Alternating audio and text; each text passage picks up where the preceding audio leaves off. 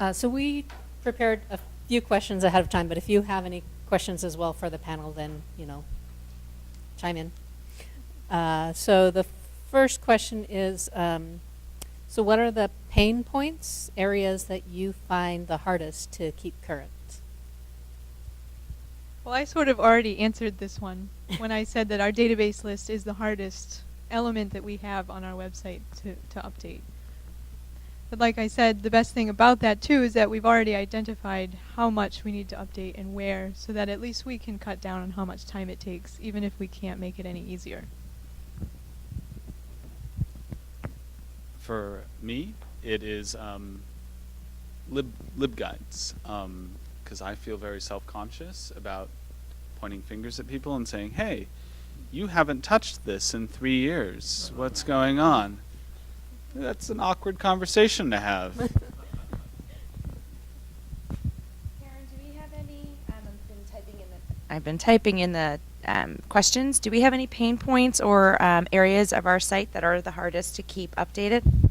Well, I was going to say, it sounded like someone said those awkward conversations of having to approach someone and say, hey, we know this hasn't been updated in a while and this is your content. I think for us, that was a pain point, but since we've been able to kind of define these roles, it's been less of one. But it's this idea of if people don't feel like it's on them and they're accountable for it, then they'll just brush it off like, well, that wasn't me. So now that we have like the webmaster role that can come to you and say, hey, I'm in charge of the whole website, you're not taking care of your little corner of it, yeah, it's still awkward, but I think it has helped. It's hard for me to really specify one part. As many of you know, Pacific Grove is a small city and, sort of tends to do things fairly informally and as way opens. I am not overall in charge of the content for the site. For the city site, a lot of things were rewritten when the site was redesigned, but too many weren't. There isn't a lot of stuff that's just plain wrong, but there's stuff that would be more effective or more what people are most looking for in that area. And I did try to, and this is a never-ending issue, work with the various people in the departments who are doing a million other things to try to work with that. Again, not so much any one specific section. And from my point of view, for my job, I would say in a lot of ways it is the overall look and feel. I joke about the rounded, which is really different than what others are talking about. I joke about the rounded corners, but it's characteristic of the web that our sort of sense of what looks fresh and up to date and effective and this is an interesting website changes incredibly rapidly, and often for no real usability reason, sometimes for some usability reason. And now that these big projects are done, I'm really worrying about that. How do I keep up with that? Can we ask the participants, do they have pain points? Do they have sites that are problematic, and sort of how are they managing it rather than just us? Can I do that? You just did. Oh, hey. Does anyone want to talk? Stephanie did. We'll put her on the spot because this is like, how many days until? 6. Okay. So we had that same problem with the live guides and research guides and people not keeping their own pages up to date. And we had it spread among quite a few librarians, like maybe 8 different librarians, but it was just getting more and more stale. So finally what we just decided to do was make a unilateral decision, and we went with the less is more, and we just went to each one of those sites and just our pages and just cut out links that we just shrunk what they were responsible for and only kept things that were more viable and reliable, and then we would just do it ourselves. And that's less is more. I think is a good way to do it. Anyone else want to talk about any pain points they feel they have? Not in public? Not with their boss in the room? At Cal State Monterey Bay, we have similar challenges. We have both subject guides and then class-specific guides. And we're really, really good about keeping the class-specific guides up to date because every time you're going to teach from it, you're going to go review it. But we struggle with exactly the same thing when it comes to keeping the subject guides current. That was what ours. Sorry, that was what ours were subject guides also. Sorry. Okay. I just thought of another pain point. I really want to find a way to automate our hours on our page, like you did, because that bugs the heck out of me when I have to go in there 4 times a year and redo. Yes, so. Yes. Well, and I'll speak to that too. We actually have LibCal, which is also a Spring Share. And I think you can get a free instance if you only need, like, if you only need that. So same kind of thing. You update it in the LibCal interface, and then there's a lovely little widget that you can just put on. So I have a weekly widget across my homepage, and you can go forward and back a couple weeks at a time. But yeah, I update it one place, and then I can use that widget as many times as I want. There is a Drupal module that just does that without using an external calendar source, although I don't remember why I decided not to use it. So I just want to really echo what Stephanie said too, because I think one thing that was really valuable about the process with the city site is that I had good support in the finance director who was in charge of content during the time that Steven Silvera was out, in saying to people in the departments, this information is completely out of date.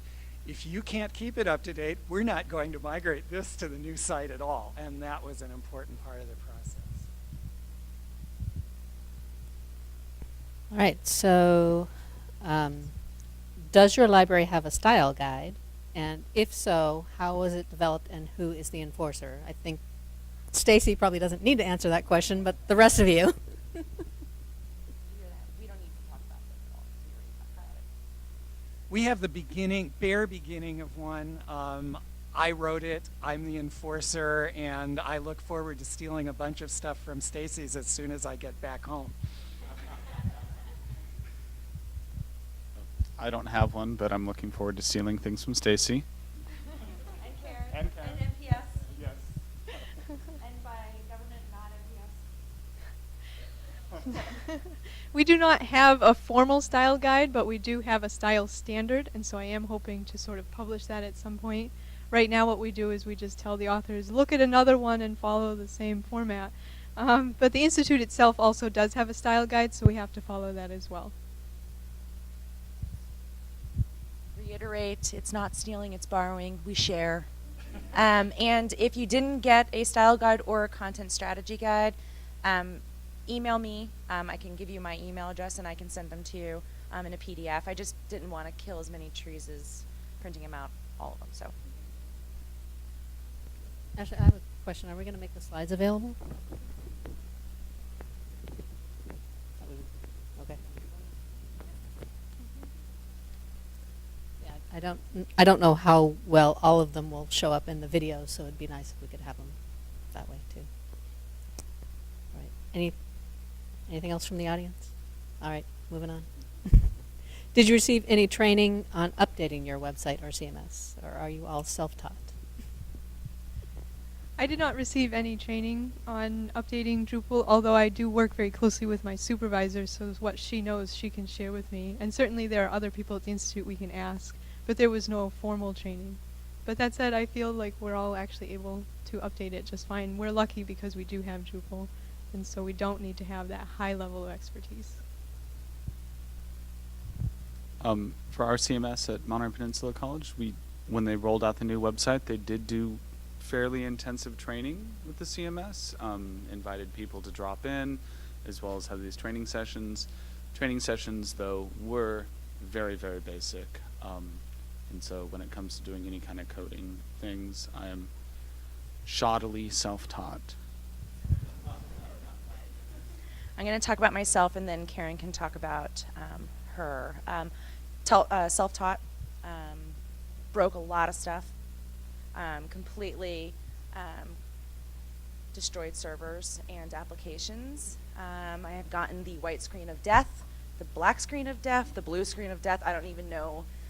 And it's to the point where I've become an absolute expert in backing up everything because I break everything all the time. So total self-taught. I have one thing I had to get over, honestly, is the fear that you are going to destroy the world. I know we talked about that. We have this thing where we think we're going to destroy the internet, and we just need to get over it. And that was the biggest hurdle for me. One of the things that I did for my department, which I think was valuable because I use it, she can disagree all she wants, is I got a subscription to lynda.com. I don't know if anyone has heard of it. It is a tech training site for tech people, and it really does cover, you know, guides to idiot kind of thing to like experts. And I thought, you know, I'm a visual learner. I can read a book until I'm blue in the face, but sometimes I need someone to sort of work with me on it. The version that we got of Lynda is actually comes with homework, so it's actually you're doing things. I thought that was a really good tool that I use a lot in helping me not break stuff. So, Karen, are you self-taught? Yeah, I self-taught for a lot of stuff. I would say that lynda.com is pretty great for continued learning. Web stuff in general is constantly changing. During my undergrad, I took web design courses. All that stuff is, you know, antiquated at this point. I took web design classes during my master's as well. Again, everything has changed since then.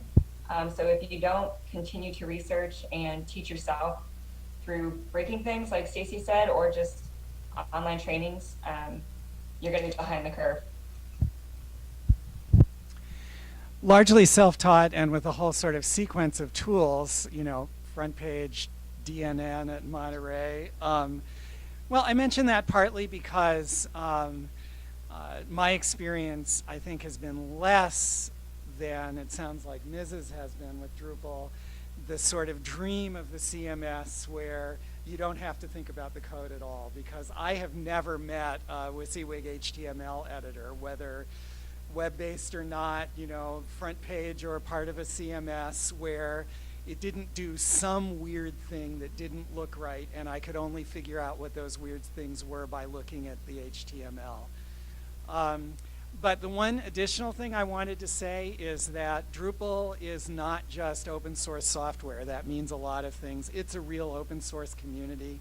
And in my experience, it is an incredibly generous open source community. And for me, the introduction to this really was Boots Road Group.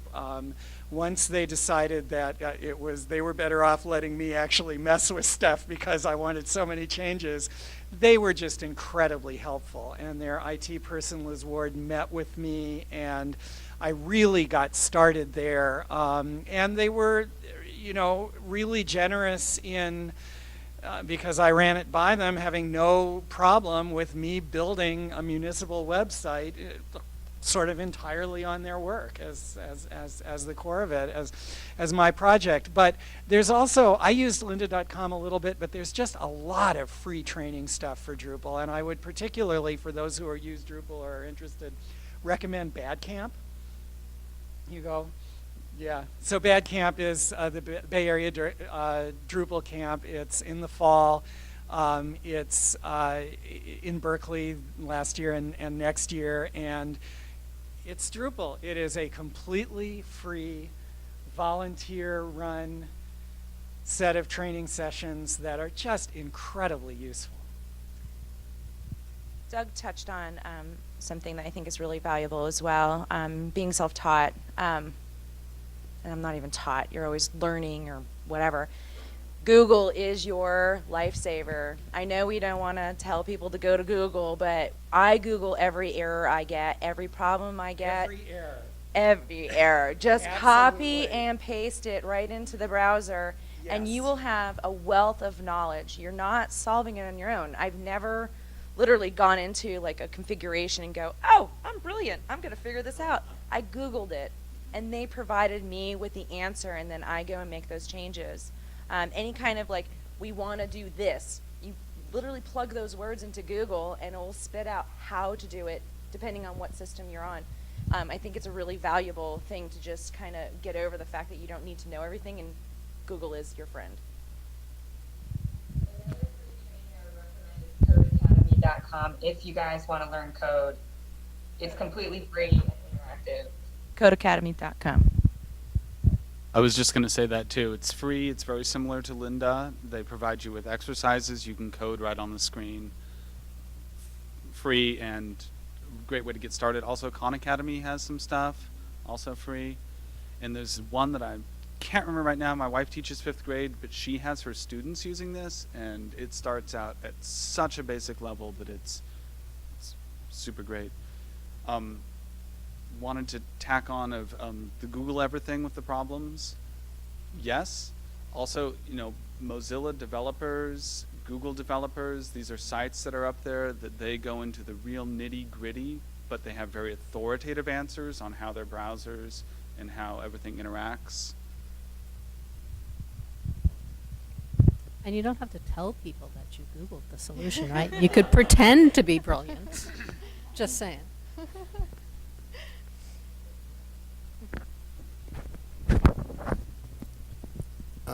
Most of us are largely self-taught too, but the campus content management system, they actually require training attendance before they'll authorize your authorship account.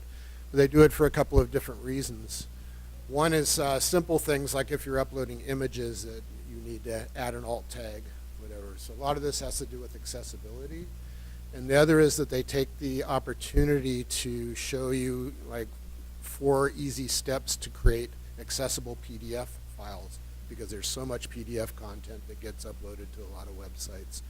So it might be worth having, you know, those kinds of elements separated out to make sure that at least the majority of what goes up gets some attention to those.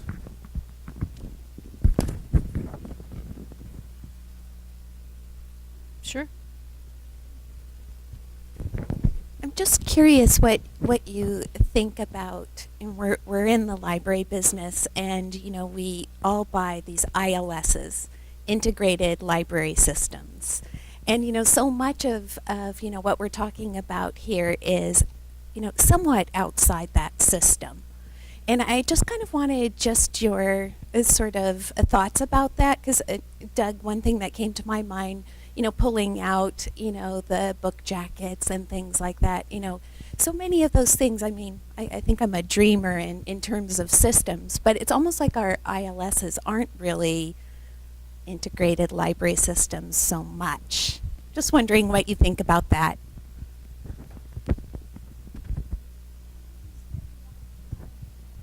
I guess so. I'll make up what I want to say as I'm talking if I'm first.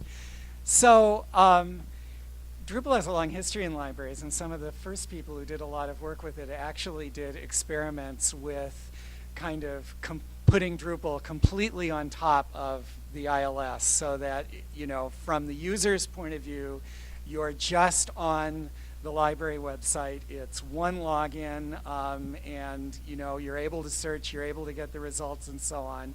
And there has been Drupal development for that, including an OPAC module, and even since I'm now working with, I mean, for most of the ILSs, I think there are specific modules that do that. I think most people don't do that because it simply takes a whole lot of additional work, because, you know, the ILSs or library management platforms or whatever we're supposed to call them now, you know, are, you know, it's sort of there's always a trade-off. I mean, a classic example that I've now been through twice at different stages is cities that want to get into accepting online payments, you know.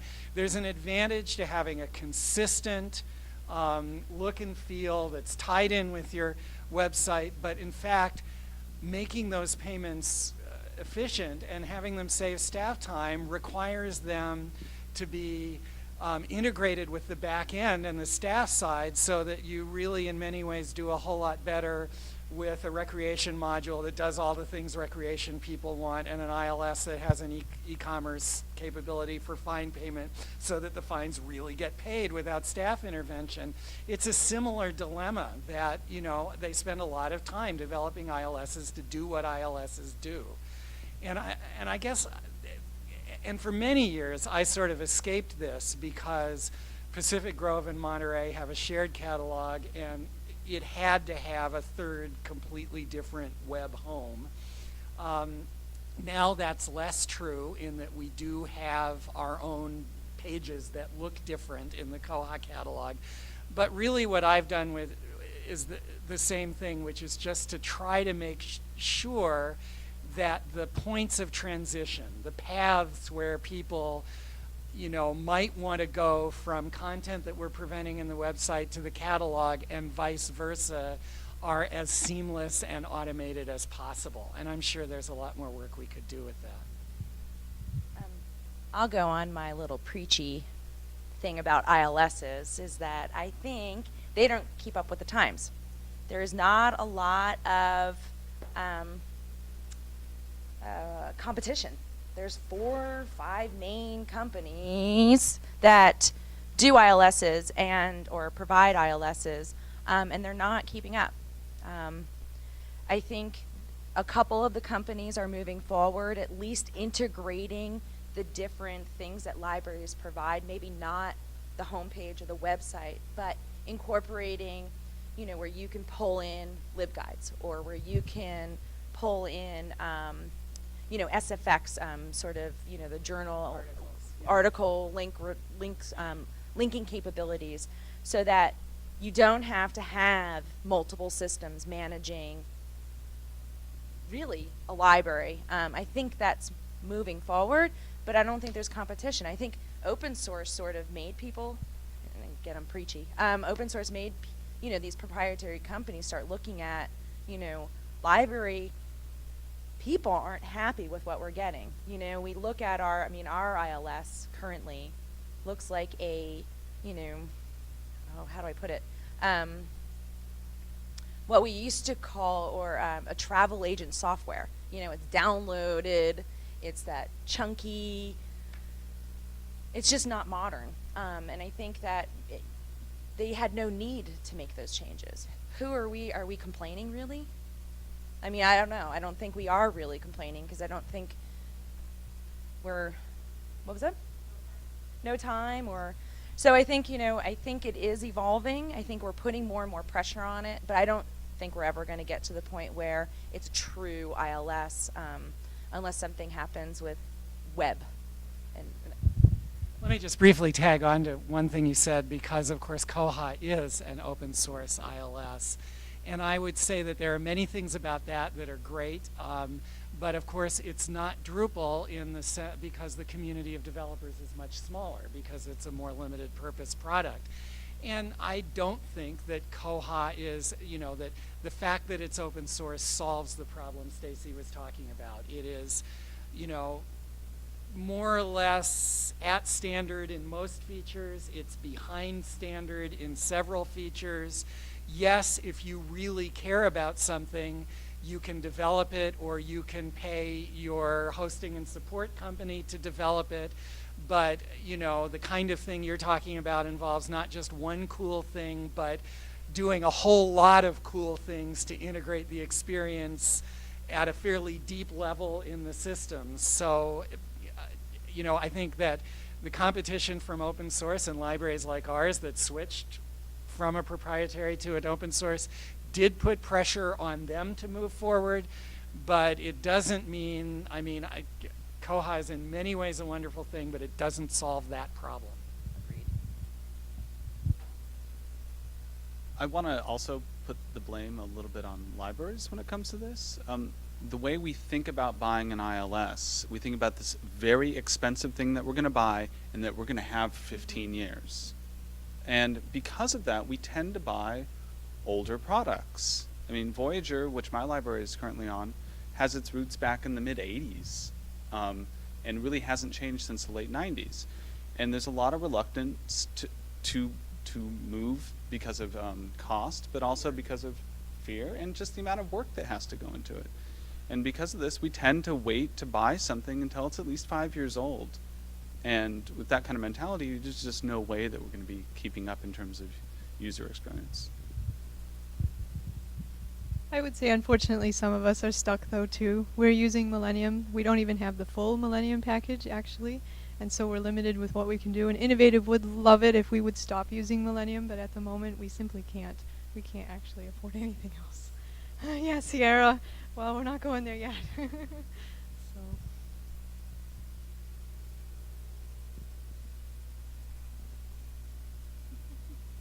We have a couple left.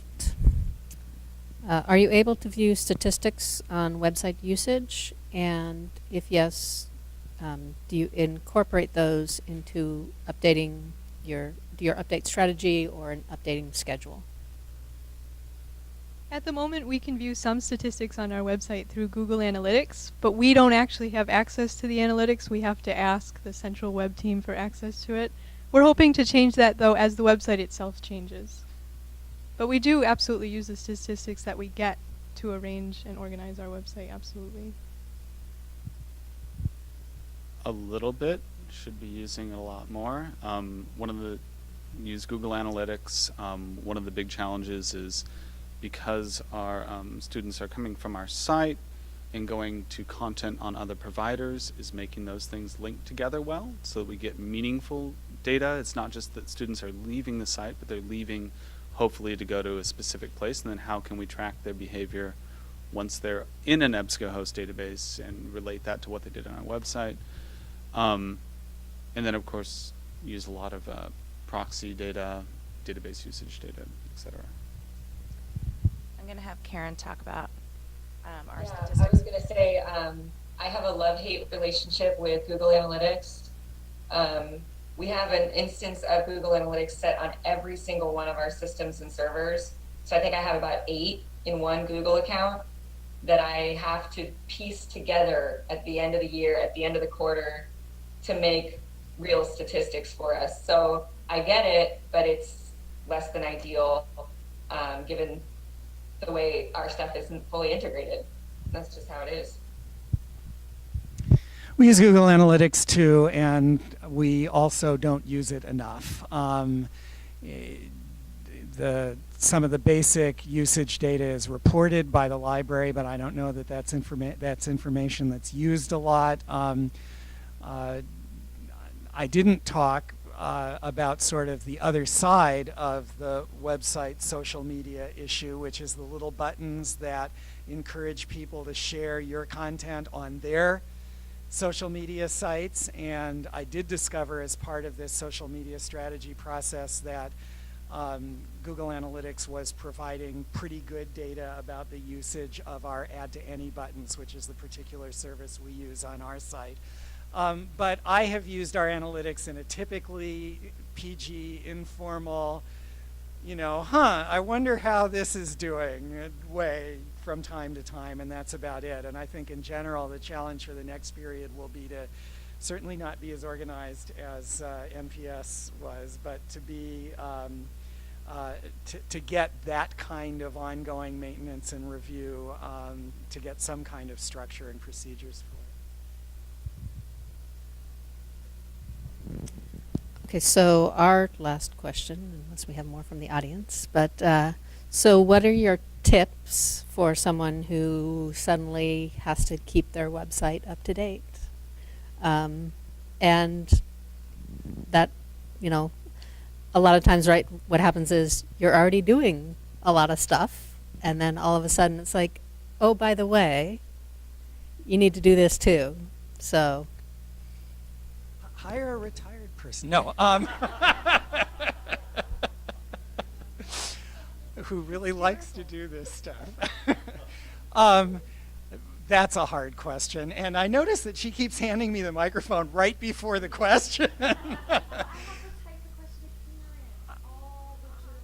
I think probably the only thing that occurs to me in that particular scenario is just to look through what you're suddenly responsible for and pick what is most important. To not try to do it all at once, to not try to rethink it all at once, to find the areas that really are not meeting the user's needs or communicating effectively what you want to communicate, and sort of think of the job not as one big ongoing task, but as a series of small projects. I'm going to talk about it as like the management side. Think of your online user. I think that's like the number one. Recognize you actually have an online user and that you should cater to them. I think, yeah, that's one. I think you need to have a governing body. One of the things that we walked into with MPS was no one really wanted ownership. Whether the CMS was awful, they didn't want to make those hard decisions. I have no problem making those hard decisions. Doesn't make me a liked person all that much, but you have to have that. You have to say, you could only have 5 links on your website. I don't care if you think your information is the most important in the entire world. We have to have consistency. Those are some hard questions to have. And, I think for me, having management behind me to say, yes, do those kinds of things moving forward. Yes, no one is more special than the other, I think helped. Yeah, I think those are the kinds of things for management side, having it. Karen, did you have any tips or tricks for managing the day-to-day updates or moving forward or anything? Oh, she's frozen. We'll get back to her.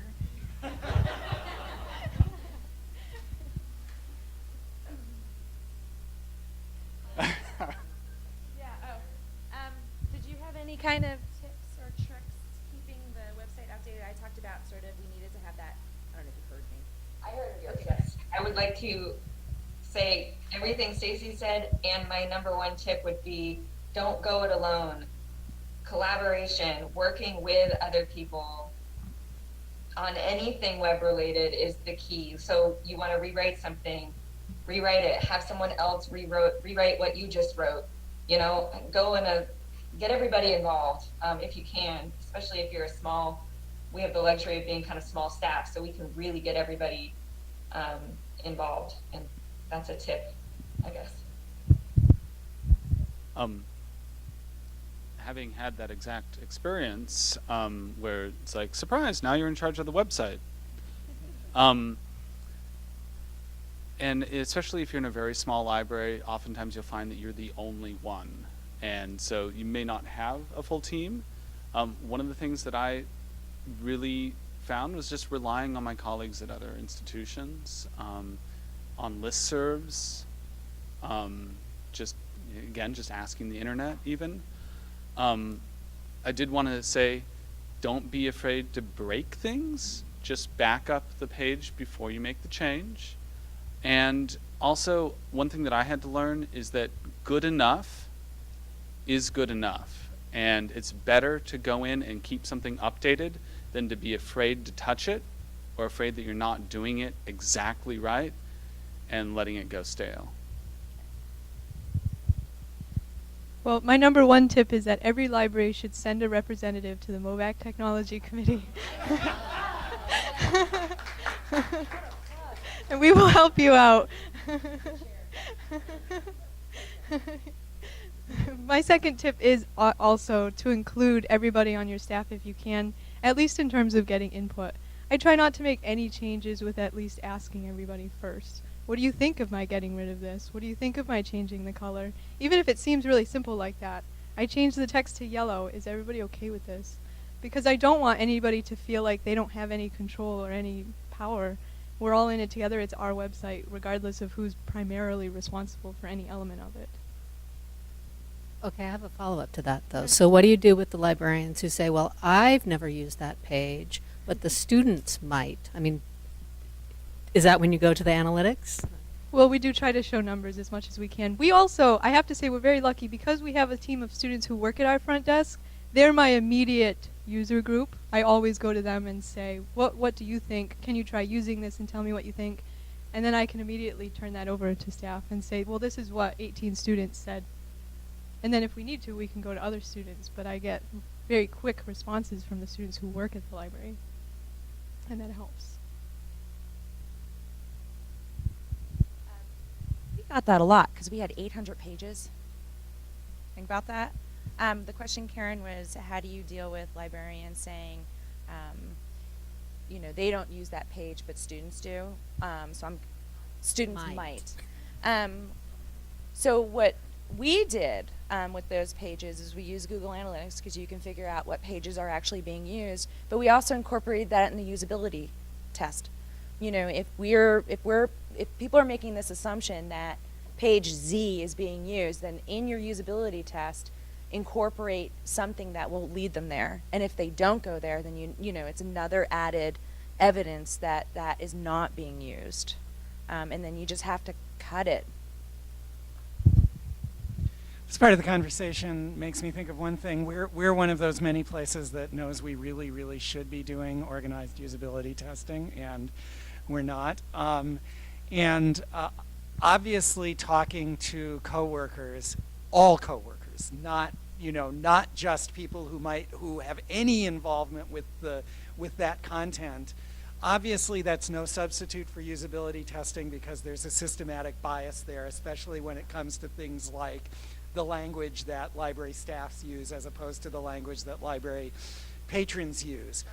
But in most libraries, the whole range of your staff will be very different in other respects because people use the web and look at web pages in really different ways. And everybody seems to be really confident that everybody else uses the web the way that they do.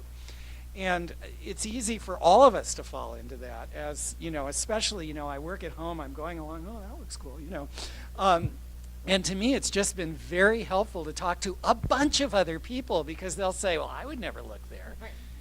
That's good. And I just want to put in a plug. Steve Krug, who wrote the Don't Make Me Think, actually has a book on low budget usability testing. And I can't remember the exact name, but it's something about rocket surgery. It's not rocket surgery, something like that. The Krug's book? That might be it. Yeah, rocket surgery made easy. About usability,